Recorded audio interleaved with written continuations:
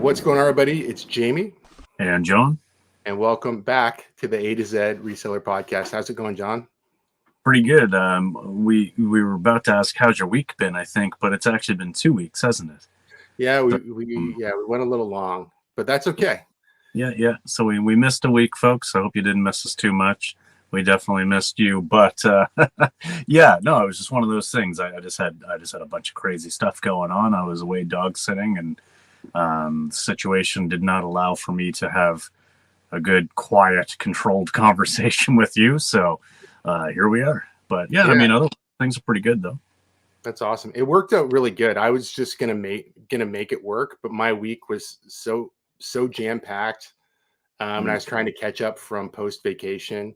And I'm like, oh, I can squeeze this in here. But when you're like, I can't do it, I'm like, hey, that's totally fine. It actually worked out really good for me. But I was still willing to, do it. But, like we talked before, I don't think it's a big deal if we miss one here or there. It's not like, we've got some sort of like huge deadline we're trying to catch. We're just doing this for fun. Right. So, yeah, exactly. Yeah. So 2 weeks. I know one of the things we talked about, you sent me a message, and I'm sure now you're maybe in a better headspace. You probably weren't super impressed, but I seen you had a little negative feedback issue on eBay. You want to talk about that? Let's yeah, man.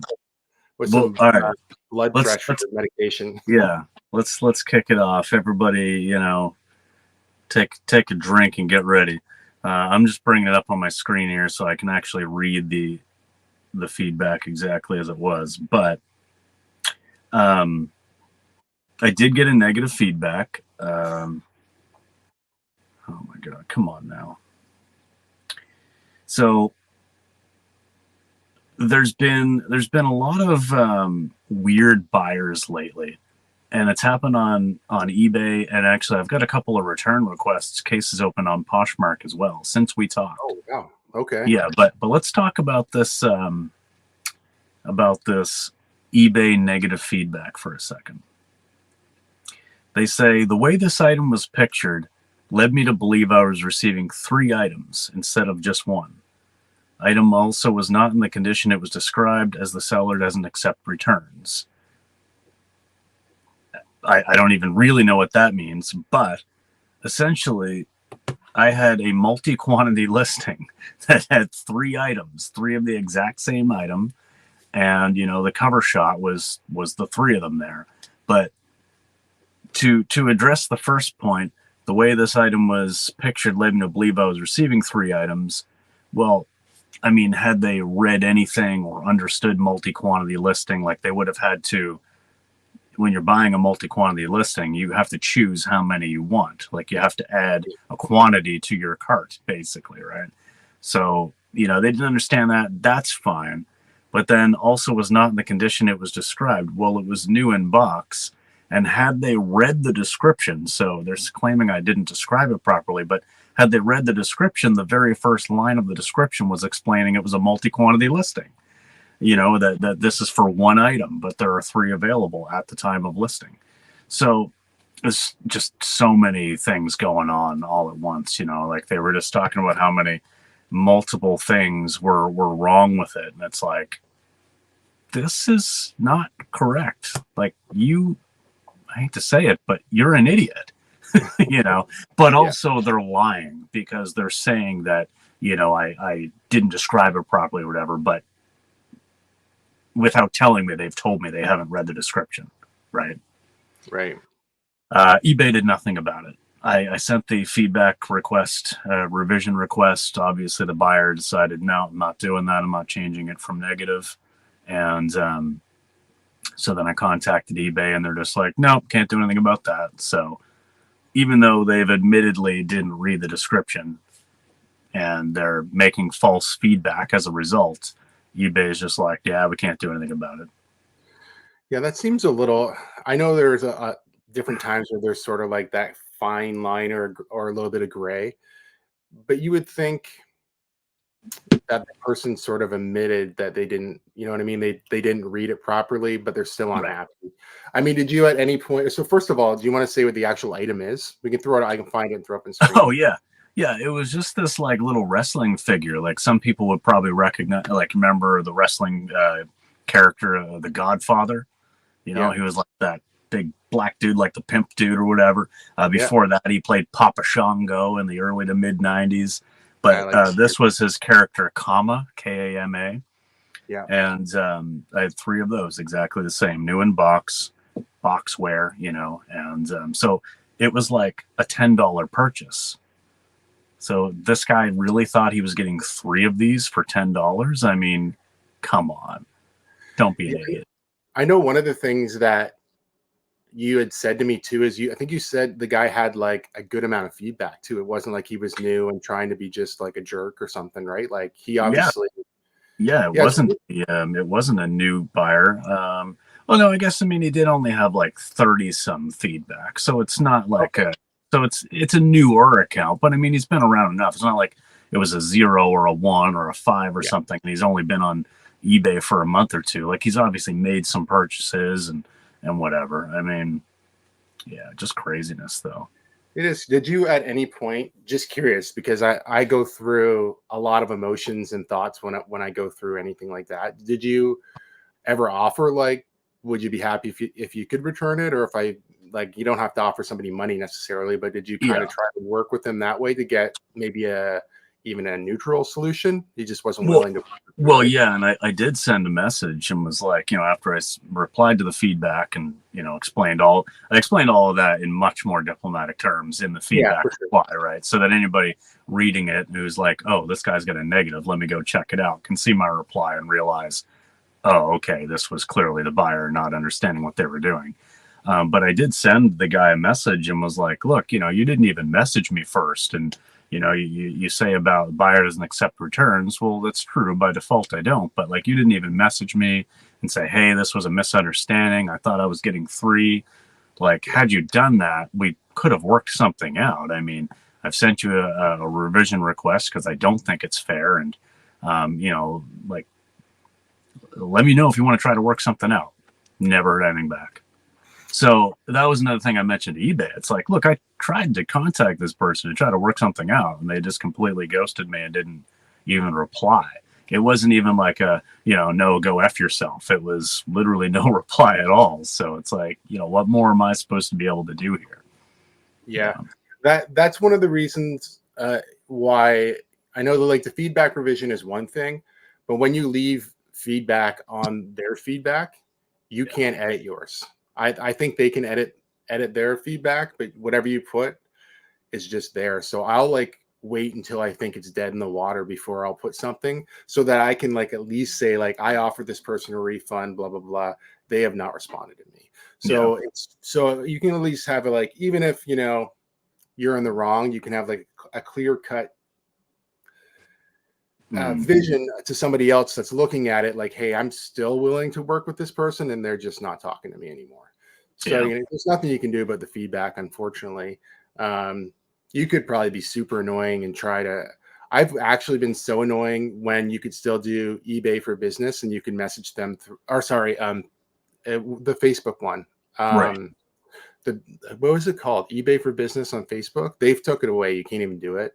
I had somebody basically threaten, like they've said, if you talk to me or message us any more about this matter, you know, basically we're gonna like, I don't know what they would even do, right? But like they were Probably just basically, block you from yeah, Facebook. basically, probably. I was definitely because I can't even remember which one it was about. Something that's probably still sitting on my account. It bothered me enough at the time where I thought if I was just relentless about it, I could at least get someone to look at it properly. But yeah, they've just changed the way that they deal with feedback on eBay. They're way more loose with it, and they're not really willing to. It's just they just say it's buyer's opinion or whatever, Yeah. right? Yeah. But Buyer experience. It's like, yeah, well, buyer experience, that's fine, but where's the seller's experience in that? yeah. Because you should have the same opportunity to, uh, Ex- I guess if we're just going to let people just say how they feel, I guess everybody should get a say, not just one side, right? right. Right. Exactly. I mean, you know, I'm not typically like a mean person or anything, but the buyer's experience in this example is that they were an idiot. That, like, quite honestly, they did not Yeah. understand the listing. They didn't take the time to even read the description or do anything. And I just think that, like, for me personally, I would never go online and buy something, even if it's a $10 purchase, without actually looking at more than one photo. There was like 12 photos, reading the description so that I at least understand what it is I'm spending money on. Like, I don't know about you, but I don't have enough money in my life that I can just throw it at purchases and hope that it works out. I typically pay attention to what I'm buying. And I think that anybody who doesn't do that is an idiot, in my opinion. So there's my my seller experience, is that this buyer was an idiot. But anyway, I'm done ranting about that. Yeah. I do wish eBay was better in understanding where we're coming from, though, as sellers, because that does leave, yeah, okay, sure, now I have a 99.3% positive feedback rate. It doesn't matter. No one cares. But I mean, if that's happening to a newer account, or 3 or 4 people do that in the run of a year, like, that could actually bring your rating down low enough that people don't want to buy from you, right? It could, yeah, for sure. And like the more feedback you build up, the more protection you have to keep your score high, right? But Yeah. there was no case open. I know you're trying to get away from this now, and I'm going to pull you back in. But there was no case open for this particular one, right? No, So so they didn't even like demand a refund or right, go through any of those channels. They just left negative feedback. yeah. See, I think that seems even more kind of crazy on eBay's behalf, because the person's not actively trying to make it better; they're just bitching, right? Uh, Exactly. so like to allow that when you clearly care enough to talk to eBay about it and say, hey, like I'm trying to do the right thing and this person's not having it, and they're just like, Yeah. oh well. Yeah. I Yeah. mean, So what? I would have just given a refund and said, you know what, just keep it. Like, I don't even care. It was a $10 purchase plus the shipping. But like, Yeah, honestly, I would rather just do that. I normally wouldn't just like sell out or want to just throw money at people. But like, for something like this, it was a small enough purchase. I would have just been like, you know what, man, like, I don't even care. I know that this is your fault and you're dumb, but here, just take your money back. Like, yeah. obviously, I've been more diplomatic than that, but Yeah, they make it tough where, yeah, it's a flawed system where you are just willing to like eat a loss even though you didn't do anything wrong, but yeah. they've made it out to be that way. But so we'll get into the Poshmark returns too here. I'm interested in that, but how have your sales been overall? Like, have you been doing good? Has it been just sort of mediocre? I mean, it's been kind of, I wouldn't say it's been bad or even mediocre, but I mean, it's been just sort of middle of the road, sort of. I mean, Yeah. I've been selling some video games and stuff still out of my own collection, which is fine, and that's bringing in some revenue. But I mean, it's not really the stuff that I've been, you know, sourcing to resell. Like, my reselling business is actually pretty low. It's just the saving grace has been I've still got some video games that I'm selling for, 40, 50, $60 a piece. So Yeah. that's where the revenue is coming from. And otherwise it's been like, making some big bundles on Poshmark for very, very cheap items that I've just had for a really long time that I just want to be rid of. So at the end of it all, after 2 years of having these things, I might actually be losing money, but in the other hand, now I'm still getting some cash flow back, so I'm recouping some of that money that I initially spent a couple years ago, even if I'm not making a profit. But like, it's been a lot of that and a lot of like smaller sales, but then the occasional good one sprinkled in. So I mean, that kind of makes up for it. But if I didn't have that occasional $50 to $75 sale, it would be pretty dismal. Okay. Yeah. Yeah. I was kind of in the a little bit of the in between, because I think where we left off, I was just getting ready to go away. Hmm. Um, and while I was away, I made plenty of decent sales, and everything was good. I actually only went in vacation mode for about 3 days and turned Poshmark and Depop off for 3 days. I turned everything back on while I was still away, so taking a little bit of a risk, thinking like I'm going to get home on time and there's going to be no delays or anything like that. But I didn't list. I didn't list anything from Thursday until the following Tuesday. I just let everything sit as it was. I think I sent some offers out And when I turned Poshmark back on, I also turned back on the automation. So I was starting to set offers and whatever.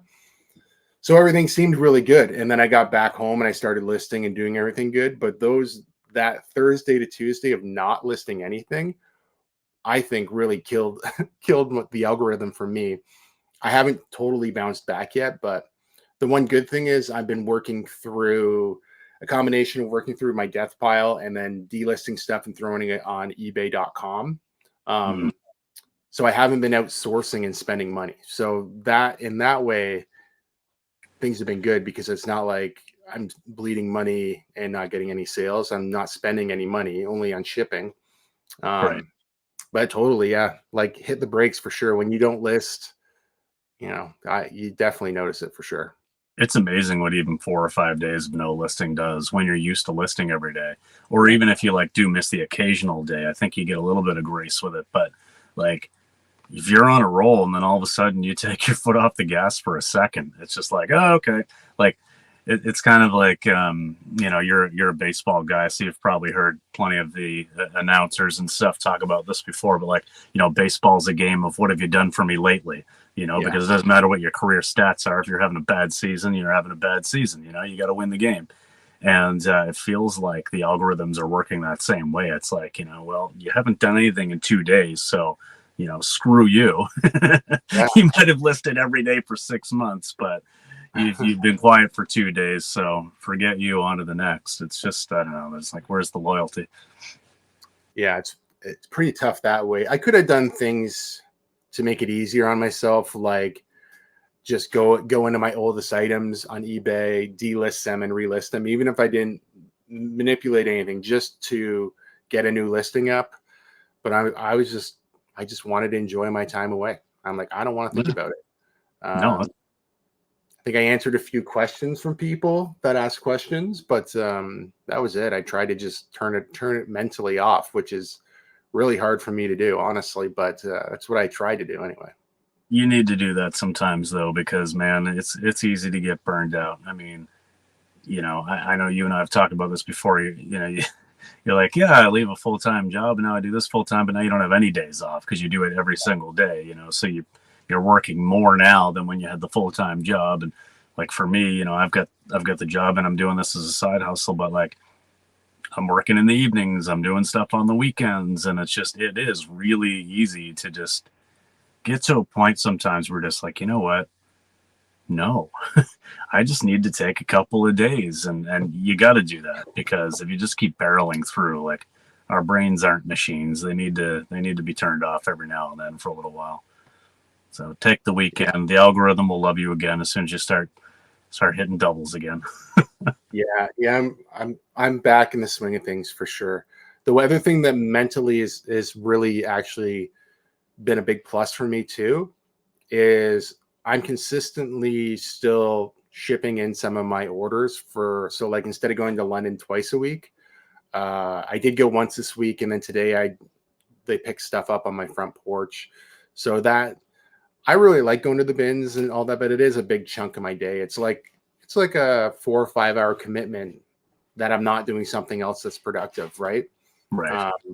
And it's a bit of a burnout to drive there and back and whatever. It's just kind of nice to have the option to not have to, where I just felt like, well, I absolutely have to do this twice a week. And at some point it's not as fun as it used to be, which is just like anything, right? I even find that now that we're at the end of like garage sale season. Whoops, I didn't put my computer in do not disturb. I'll do that right now. Like I'm already feel like burned out from garage sales. Like I'm kind of like, okay, good. I don't have to do that Saturday mornings for a little while. I mean, it's a great way to source. And that's probably still my favorite way to source, but just that it is that commitment that, potentially Friday, Saturday. And then, if you want to get back out Sunday, you can go do that. But yeah. And you're not guaranteed. You're not guaranteed results with that. I mean, yeah, you're usually going to find something, but like you could hit a dry spell and you've spent your entire weekend, maybe you've put in a total of 10 hours and it's like pretty much a miss when you could have put those 10 hours into something like, really, really productive. And yeah, so it's tough. Yeah, I really want to pivot, and I've got a couple things lined up. I want to pivot into some wholesale, but like brand new or like liquidation style wholesale, but a lot different than what I had done in the past, buying pallets and stuff like that. I've got a couple doors open. I just have to make the right decisions so I don't get stuck with a bunch of stuff that's not what I want. I'll elaborate on that probably soon on the channel, and then we can talk about it as well. But do have some opportunities to buy some pretty good bulk shoes and potentially brand new bulk video game as well. So like I'm like, it's a couple interesting opportunities. It's just going that route is definitely going to be just expensive, but I think it'll pay off overall. It's just you got to be willing to put out some more money. That's all. Yeah, that's always tough. Yeah, but we'll get into that on another day. So let's talk about Poshmark returns, because they are rare, and usually there has to be. Not always. I've had a couple circumstances where I'm like, okay, this return should have never happened, but it did. But what happened exactly? All right. Well, here's first. I'll start this off with a question for you. Okay. A men's extra large, like sweater or hoodie, pit to pit dimension. What kind of a typical dimension do you feel like probably falls in an extra large size? 22-inch chest, maybe something like that. Yeah. 22. Yeah. I don't know. Okay. That sounds right, but no, it does. Yeah. And I mean, it varies by brand and all the rest. So obviously, yeah, I mean, so that's kind of like where I'm thinking 22, 23. So this item is a new with tags Nike. It's a new with tags Nike, like New England Patriots hoodie, but it's got the U.S. military patch on it and stuff. So it's like military and Patriots kind of crossover. It's a men's XL, and the chest dimension is 24 inches across. So it's actually a big, like a relaxed fit for an XL. So here's what this person says. They say there are a few issues. First, there is no way this is a men's XL, more like a kid's or a women's. Okay. Okay, well, here's my first thought. If you think 24 inches across is not a men's XL, just how big are you? That's my first thought, right? Whatever, maybe that's mean. Anyway, then there's a small stain on the front. Now, there is a pinpoint little spot they show in a picture, but it's right next to the pen they have laying on it with no cap on it. So it looks like they made a dot with their pen, laid the pen right next to it and said, here's a little spot. And then the third issue is that the pic looks black, but it's army green. Well, at no point did I describe it as black. In fact, I described it as green gray because it's that kind of military taupe sort of a color. And those are the two colors that Poshmark has in their options that actually, you know, like that's what it looks like. So, so I went back. Firstly, 24 inches across from pit to pit is absolutely a men's XL size. Probably a little bigger than a men's XL, maybe even more like a 2XL in most cases. Admittedly, I did miss that tiny speck shown next to your open pen where it looks like your pen touched the hoodie.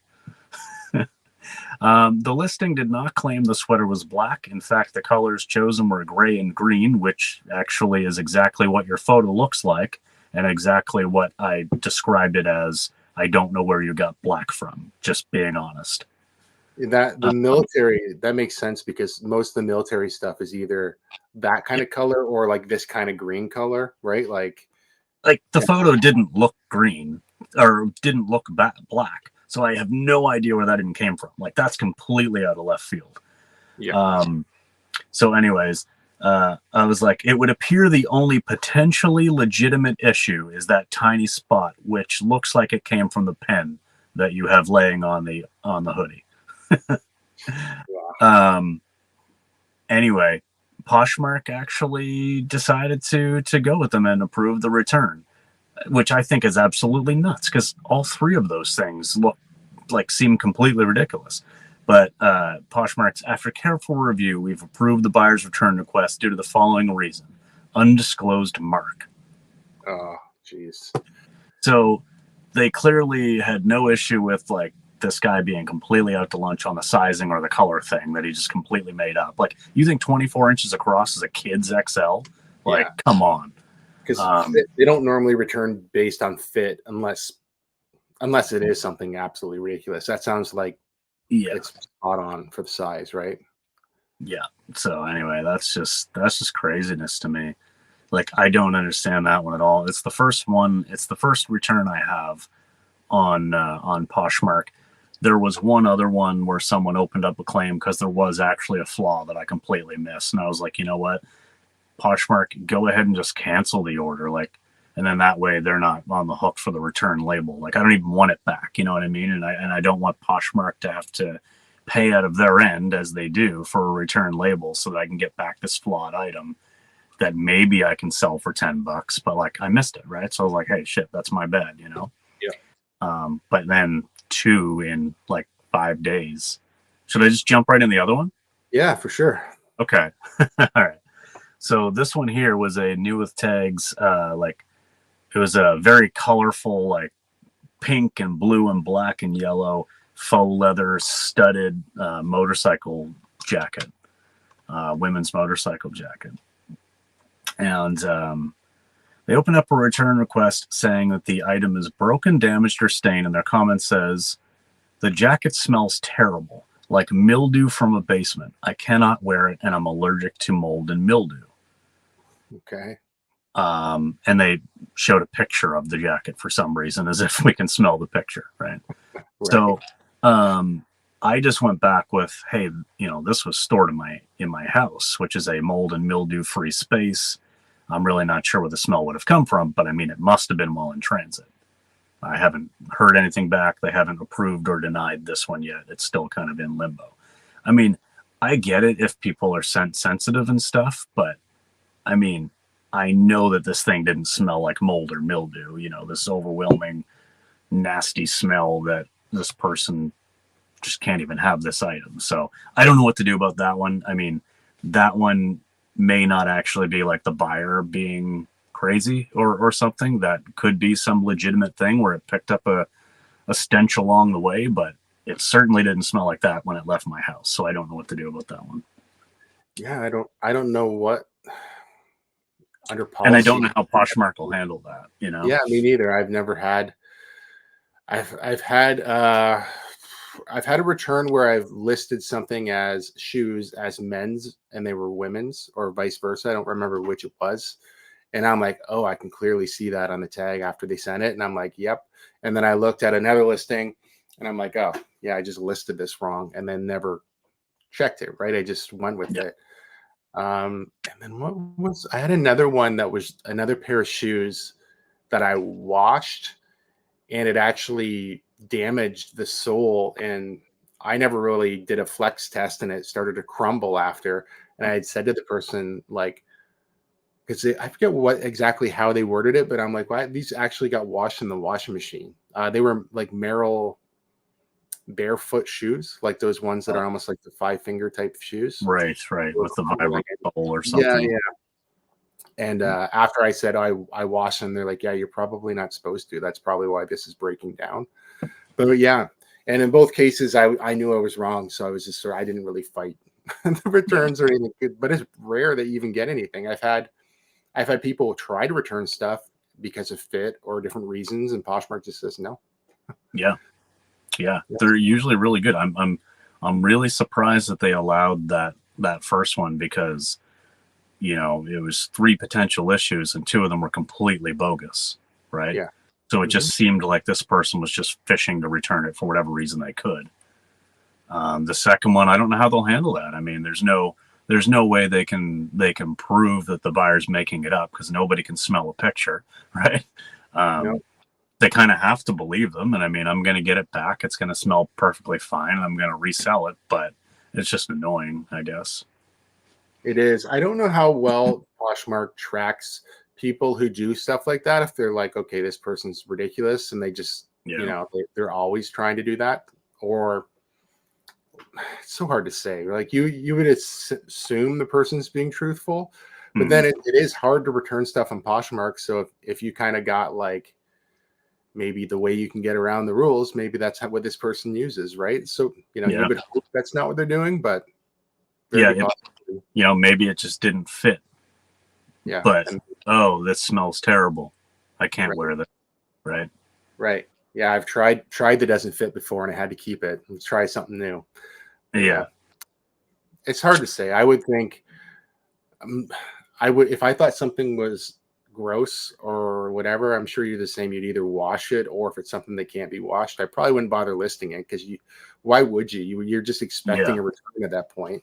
Exactly. I mean, I just wouldn't buy it and like pick it up in the first place and source it. But I mean, on the chance that I do source things and I don't look things over enough, and then I notice a stain, or I get it home, and maybe when I'm in the store, everything kind of just smells like clothes, and then I get it home and I'm like, photographing it, maybe getting a little bit closer up, and it does have a little bit of an odor or something like that, like just stale laundry, basically.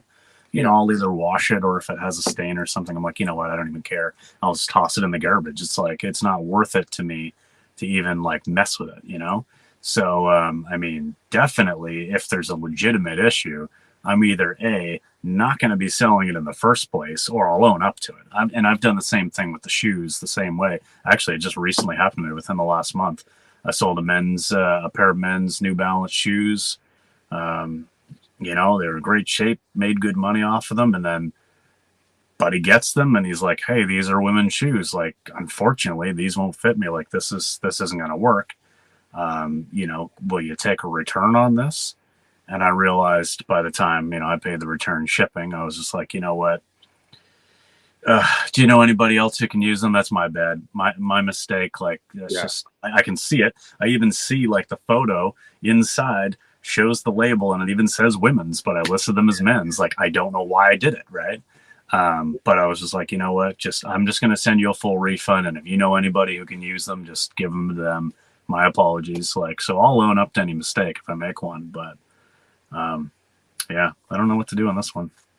I feel like what happens when they get listed like that, because obviously at some point you're not paying enough attention, right? That slips through. But like when you do sell similar and you can find the same shoe, it's already got what it is in there, right? And if you don't look at that, I've had it before where I've caught it and I'm like, oh, those are actually the women's ones. I have the men's. And then you got to go back. Once you choose or change it from men's to women's, it also takes out the item specifics and dumps them. So you got to fill them in manually. Yeah. Which is why it's nice to find the right one, because then it saves you some time. Yeah. But I would think that's probably a big reason why they slip through, just because you picked the wrong dealer, if that's what you're doing. I normally try to do that if I can, right? And that's probably what happened. But it just dawned on me, like, circling back to what I said earlier, being a buyer who pays attention to what I'm buying. I mean, then again, there was a photo that showed women's written on the tag, of the label of the shoe. So yes, I still made a mistake, but like, had I been going to buy that item, I would have noticed that and contacted that buyer or seller and said, hey, I think you made a mistake here. These are clearly women's shoes. Look at picture number 4. It shows the tag there. Like, I wouldn't buy those thinking they were men's, because I would have looked at all of the information. So yes, it's my fault, but I think any buyer who buys that is also a little bit to blame, because I don't know, it just shows they weren't paying attention, I've had people message me on eBay and tell me like errors like that with my listings as well. I know one particular person who I think is a viewer, or at least was a viewer. I haven't heard from that person in a little while now, but they would once in a while say, hey, is this, you might want to look at this. And then I'm like, oh yeah, that's wrong. That actually happened to me about a week ago. And because I had something listed wrong in the item specifics. I did a sell similar, and in the item specifics for this video game, under like features or whatever it was, it showed manual included, even though mine did not have the manual. So they were like, hey, just so you know, it says manual included there, but like your listing is no manual. You'll probably want to delete that out of there. But they were also actually kind of interested in the game. So they were just kind of like, hey, I just want to make sure, like, which is it, right? Because I'm thinking about making an offer on this. They pointed that out. They saved me potential grief because someone's going to buy that and be like, I'm going to use that as a way to get something for free, right? Yeah, So big they discount. pointed it out to me. They said, hey, look, here's the thing. Just want to make sure, your listing's correct and I understand it correctly. I'd like to make an offer. And so I actually messaged them and we just worked it out in there. I was like, look, I don't know what you were planning to offer, but let's just work it out right now. And I gave them probably like $5 off more than I typically would have, just for, being a good conscientious person and being reasonable and polite and sending me a message instead of just douching out about it later on. Right. Yeah, oh, for sure. Yeah. Well, that's interesting. So there are good people out there. So that's a good Yeah. thing. They're not all. Yeah. Look, if you're watching this and you've gotten 36 minutes into this podcast and you've put up with all of my bitching and whining and complaining and telling you how every buyer's an idiot, just know that not every buyer's an idiot. Not every seller is either. There are good people out there. So if you've made it this far, thank you. Yeah. I did have something weird happen on eBay, and then I'll let you think about a sale of the week too if you Okay. don't have one lined up. So I had a message yesterday, or I had somebody purchase something from me yesterday, and they actually paid for it and everything. But then they sent me a message and they were mad. Oh no, they didn't pay. Sorry, they bought it but didn't pay. But they said, Okay. "Hey, there's something wrong here." And I'm like, "Okay." So it's a pair of Nike Air Max, and they sold for $49, and I think it was $9 shipping or something like that. I'm like, "Okay, great, right?" They're like, "These were $29 with $7 shipping in my cart, and then I bought them, and it went to this. Like, why are you upcharging me for these now?" I'm like, "Well, I'm not." I'm like, "Maybe." I'm like, "Are you on .com?" And I kind of looked, and it was within $1 or two. If you were looking at $49 US was like $30 and something Canadian. Oh yeah. I'm like, "Oh, maybe that's the problem or whatever." And I had said that, like, "Are you on .com or .ca?" And they actually sent me a screenshot of my shoes, and it said $29 and whatever, and it showed the shipping as 7. And I'm like, "Yeah, that's really weird." I'm like, "I don't know what to tell you. I can cancel the order and make sure you don't have to pay that, but I'm not giving you these shoes for $29." Right. And they're like, "Yeah, okay, if you can cancel the order, that's fine." And then I thought, like, I wonder, I know there's, like, I've looked at stuff recently on eBay and they're offering coupons or something, right? Yep. I don't know if it had something to do with, maybe that was the coupon price somehow, because I seen, depends on what you buy. Some of them were like almost $20 off of stuff, right? Like, Yeah. I don't really know much about them, but I know that they're on there right now. That could be. And then it's possible that when they went to check out or like after they bought it or something, they didn't put that coupon code in. That could be. Because like when you're on eBay and you go to like, just whatever it is, home or something like that, you're just at like the main, like you're just at the main like home tab or something. Usually that's where you'll see if there's like coupons and stuff, because you'll see your watched items and like that's where all that like special stuff is going to be. Yeah. And and any coupons and stuff. So it could very well be that they did have a coupon code they were supposed to put in at checkout and they didn't, and then that's why.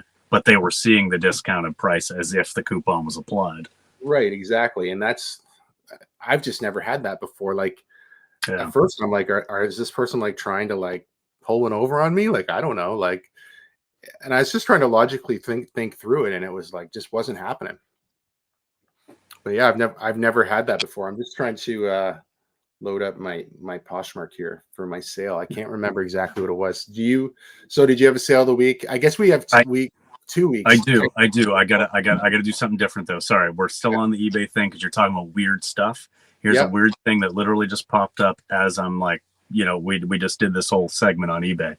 I just got a message from somebody on a dress that I'm selling. Hi, I'm in Canada. Do I make my offer in US dollars? Thanks. Okay, weird. Are they looking at your item on .com then, maybe? I have no idea. But I mean, the thing is, I don't know. As a buyer, I've never ever had to ask those kinds of questions because whatever I see the price as, if I want to make an offer, I just go less than that. Like, Yeah. to me, it wouldn't, like, if you're on the US site and you're seeing it in US dollars, you can't make an offer in Canadian dollars. You're on the US site. If you're in Canada and you're on eBay.ca and you're seeing it in Canadian dollars, you can't make an offer in US dollars. Like, I don't get it. I don't understand. Buyers are getting worse, man. All right, sorry.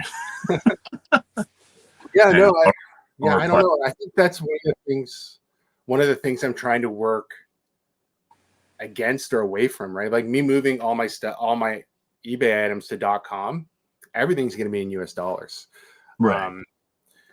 I don't know if that's going to be good, bad. What I have noticed is when I do my comps on .com,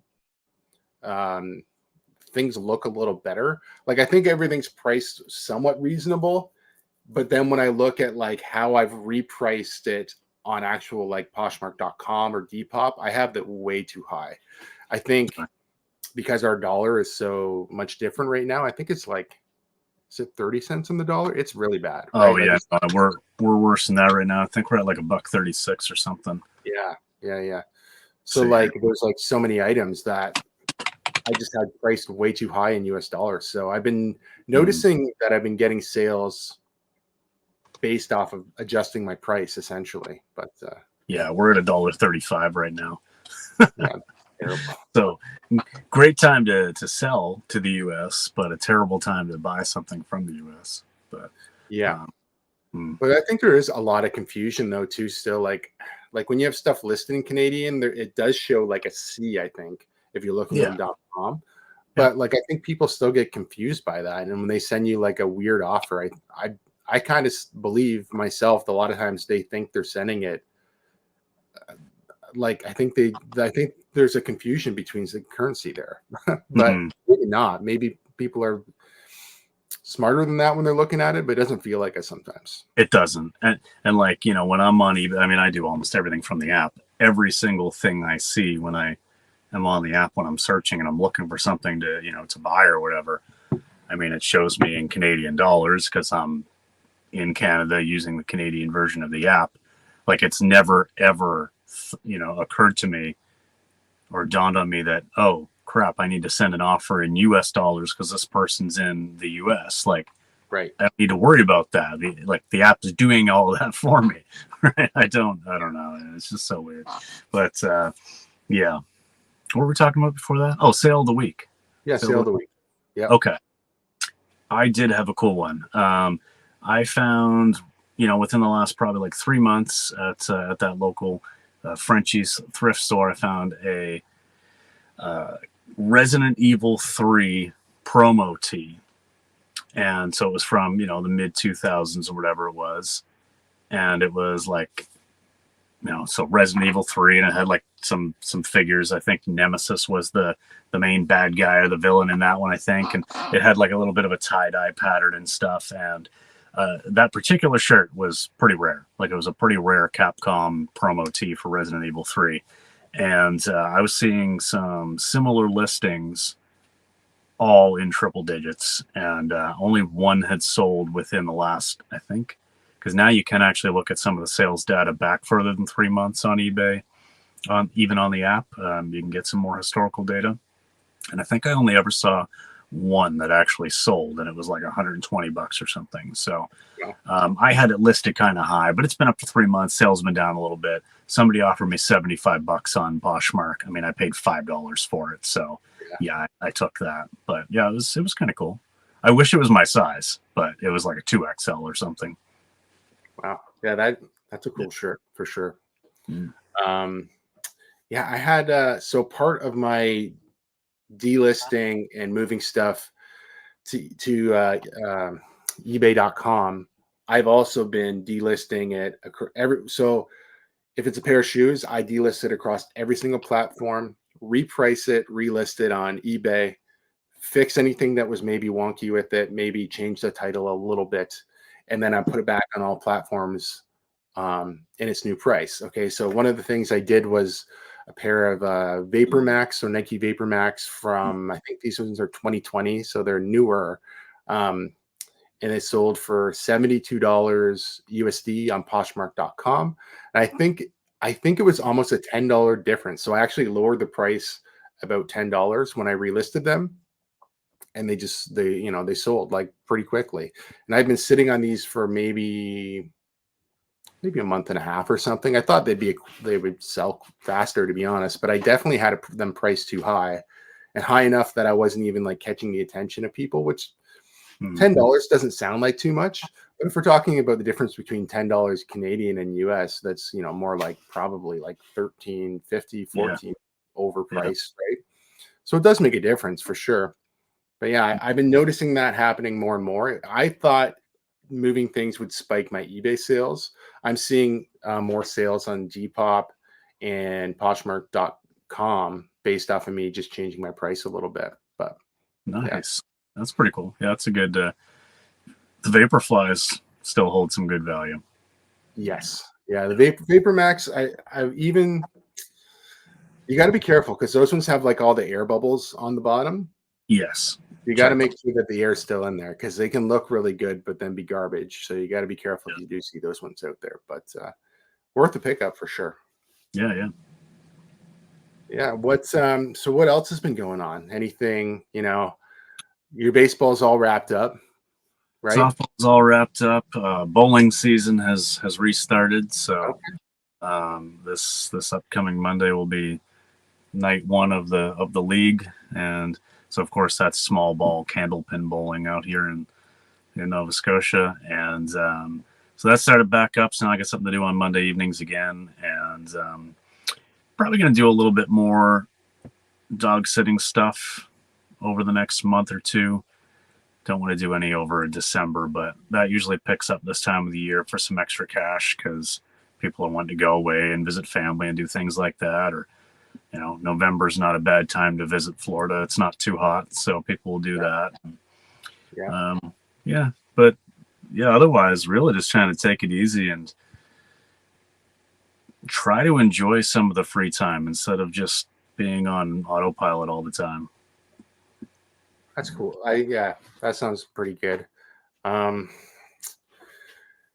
don't know. Like I'm gearing up for spooky season. We're doing our first haunted thing this weekend.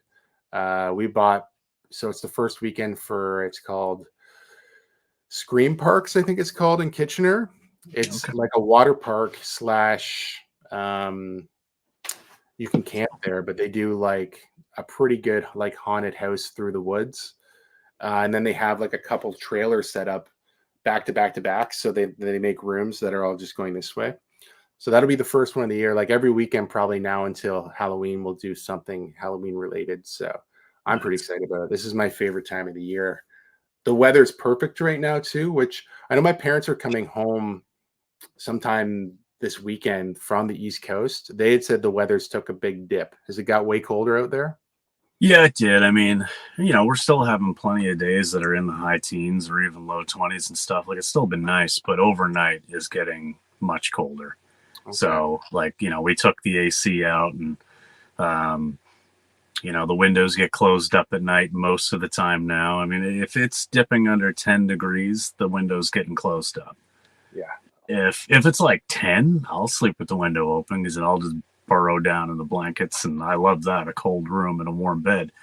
But yeah, once it starts getting like close to a frost, yeah, it's about done. So we're just kind of touching that now, and hopefully we still get like a couple more good weeks where it's like not getting down to actually freezing temps, because once that happens, then I gotta start the furnace up and start thinking about heating the house, and it's such a fine line. Like, I'm still sleeping with the window open, but 2 weeks from now I'll have to turn the furnace on, and I'm gonna hate that. So yeah, it makes a pretty quick turn. I think we're right around Halloween is the breaking point here for us, where we've actually had like, I remember like taking my kids out when they were really little and there was like actually snow. It's rare that happens here. I've also had like wore shorts in December here. It's definitely, we're right in a kind of a weird spot where the weather can go all over the place. It's very bipolar weather in this part of Ontario, but yeah, I'm hoping well, for that's Nova Scotia for you, because here it could be 13 degrees in mid-January and you're out running in shorts, or it could be minus 10 on November 2nd, and you never know what's going to happen. yeah. Yeah, I guess it is like that all across Canada. It's just so weird because I know, like Ontario in particular, like if you start going into northern Ontario, they get snow early, and it's already probably not that nice up there. So yeah, what's anything else you want to touch base on here? I think I'm good. I got a lot out of my system today. I feel like this was a good therapy session today. I got a lot of this, pent up anger at some of these buyers out of my system. It's not all bad though. I mean, the sales it's there. It's kind of turning around, and I know Q4 is going to pick up. So like, it is what it is. It's just been a frustrating couple of weeks, but I mean, I'm still always excited for it, especially with Q4 right around the corner. Yeah, I'm hoping. I'm sure a lot of people. See a lot of people still kind of saying sales have been down and whatever. So hopefully Q4 really changes it for a lot of people. But I guess only time will tell. Yeah, exactly. As always, an absolute pleasure to talk to Jon, and I won't be charging him any extra money for this extended therapy session, so no need to worry about that either. If you guys do like videos like this, please give it a big thumbs up. If you're not subscribed to the channel, please consider subscribing for more content, and we'll see you guys real soon.